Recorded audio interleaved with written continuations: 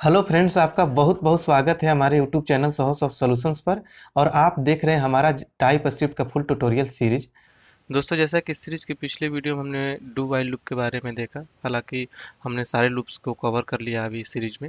अब हम देखने वाले हैं ब्रेक स्टेटमेंट के बारे में कि टाइप स्क्रिप्ट में ब्रेक स्टेटमेंट का क्या कंसेप्ट होता है, किस तरीके से हम जो लूप चल रहा होता है उसको हम ब्रेक कर सकते हैं किसी पर्टिकुलर कंडीशन पर। तो चलिए स्टार्ट करते हैं इस वीडियो ट्यूटोरियल को। ये मैं आपसे रिक्वेस्ट करना चाहूँगा कि अगर अभी तक आपने मेरे इस चैनल को सब्सक्राइब नहीं किया है तो काइंडली आप इसे सब्सक्राइब कर लें और बेल की आइकन को क्लिक कर लें, ताकि मेरे आने वाले हर वीडियो का नोटिफिकेशन आपके यूट्यूब ऐप और ईमेल में मिलती रहे। सबसे पहले हम ये समझते हैं कि इसका कंडीशन कैसे चलता है। देखिए, ब्रेक स्टेटमेंट क्या होता है कि हम जो लूप चलता है उस पर हम कंट्रोल रख सकते हैं। ब्रेक लगाकर हम प्रोग्राम से बाहर निकल सकते हैं जो लूप चल रहा होता है। ठीक है, देखिए ब्रेक ऐसा नहीं है कि केवल लूप में ही होता है। आप स्विच के स्टेटमेंट पढ़ेंगे तो वहाँ पर भी ब्रेक लगाते हैं। ब्रेक का कहने का मतलब कि वहाँ से वो प्रोग्राम से एग्जिस्ट हो जाएगा आपका कंपाइलर। ठीक है, आप स्विच केस में भी लगा सकते हैं, लूप में भी लगा सकते हैं, जहाँ पर आपको जरूरत हो। कभी इसके आगे हमें प्रोग्राम को एग्जीक्यूट नहीं कराना है तो आप वहाँ पर ब्रेक लगाकर बाहर निकल सकते हैं।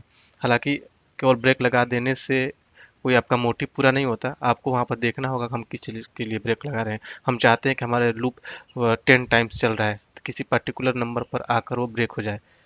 ठीक है, या हमें पता नहीं कि लूप कितना बार चलेगा, हम चाहते हैं कि ये नंबर इस इतना बार लूप चले तो बाहर निकल जाए। बहुत सारे ऐसे कंडीशन हो सकते हैं, उस केस में हम ब्रेक स्टेटमेंट लगा सकते हैं। स्विच केस में हम हर केस के बाद ब्रेक लगाते हैं ताकि केस जैसे ही मैच करे तो प्रोग्राम से बाहर आ जाए, अगले केस को ना मैच करे, जिसका एग्जाम्पल हम देख चुके हैं। तो चलिए यहाँ पर देख लेते हैं डायग्राम में जो फ्लो चार्ट बना हुआ है। देखिए, जैसे मान लिया कंडीशन हो गया। ठीक है, कंडीशनल कोड है, कंडीशन ट्रू है तो इस कंडीशन पर आएगा, या फिर यहीं पर हम ब्रेक लगा कर बाहर निकल सकते हैं। तो चलिए हम एक बार इसको प्रैक्टिकल करके देखते हैं। तो ये आपका demo dot T S file है। चलिए एक बार हम यहाँ पर एग्जाम्पल करते हैं। जैसे मैंने ले लिया लेट आई, इसको हमने नंबर टाइप कर लिया और यहाँ पर हमने 1 डाल दिया। ठीक है, यहाँ पर हम एक वाइल लूप लग चलाते हैं। ठीक है, और यहाँ पर वाइल लूप में हमने आई लेस देन 10 कर दिया। ठीक है, इसके बाद हम क्या करते हैं कि इसको इसमें हम प्रिंट कराते हैं आई को ही। ठीक है, चलिए मान लीजिए हमने यहाँ पर कंसोल डॉट लॉग, ठीक है, और इसमें हमने आई को प्रिंट कराया। ध्यान दीजिएगा, आई को प्रिंट कराएंगे हम, और यहाँ पर हम आई को प्लस प्लस कर देंगे। यहाँ पर हम इसको टर्मिनल में इसको कंपाइल कर लेते हैं। कंपाइल, ठीक है, इंटर हिट किया। उसके बाद हम चलेंगे demo dot T S file में। तो इतना पर तो आपका क्या होगा कि एक मिनट, इसको हमने सेव नहीं किया था, फिर से अगेन कंपाइल करना होगा हमें। ठीक है, इतना पर क्या होगा कि ये लूप 10 टाइम चलेगा, 1 to 10 तक 9 तक प्रिंट कर देगा। ठीक है, तो यहाँ पर देखिए, इसको रिफ्रेश कर लीजिए, इंस्पेक्ट एलिमेंट करिए। ठीक है, देखिए 9 तक प्रिंट कर दिया, 9 टाइम्स चला।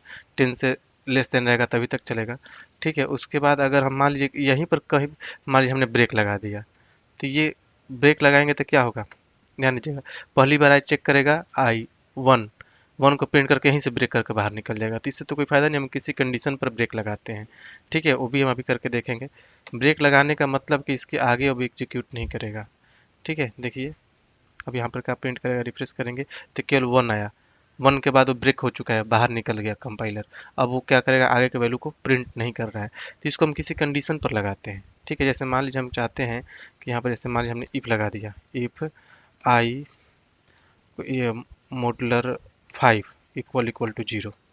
ठीक है, हम चाहते हैं कि अगर हम आई से डिवाइड करें तब हमारा ये वैल्यू प्रिंट करे। ठीक है, और नहीं तो ब्रेक हो जाए। किसी पर्टिकुलर कंडीशन के लिए हमने लगा दिया। ठीक है, हमने क्या कर दिया, आई का मॉडुलर 5 है तो क्या हो गया, ये उसके अंदर वैल्यू प्रिंट करे तो यहाँ पर कौन होगा, 5 में ही हम करेंगे। 5 से डिवाइड तब क्या होगा, प्रिंट होगा 0 है आएगा उसका मॉडुलर, रिमाइंडर जिसको हम बोलते हैं। एक बार इसको कंपाइल करके देखिए, तो एक बार 1 केवल 5 प्रिंट करेगा, उसके बाद ब्रेक हो जाएगा।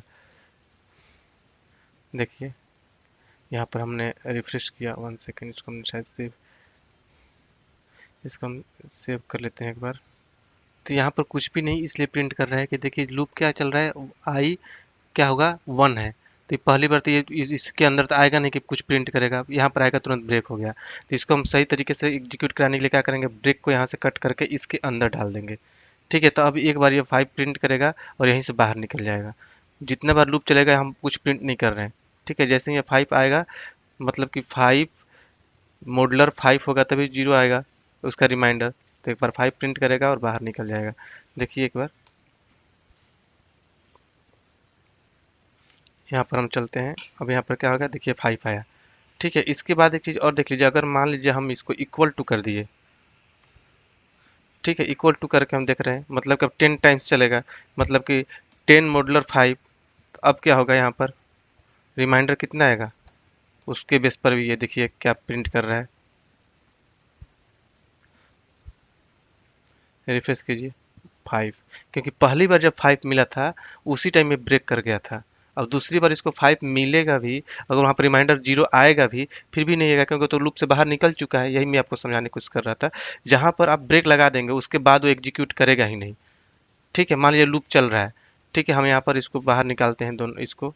ठीक है, इसको कट करके इसको हमने बाहर निकाल दिया, ये लूप चल रहा है। हम चाहते हैं कि आई का वैल्यू जैसे ही 5 आए उसके बाद ये ब्रेक हो जाए। ठीक है, देखिए एक बार इसको भी, ये क्या करेगा, देखिए एक बार हम इसको एग्जीक्यूट करा के बाहर दिखाते हैं। देखिए 1 से लेकर 10 तक प्रिंट किया। क्यों?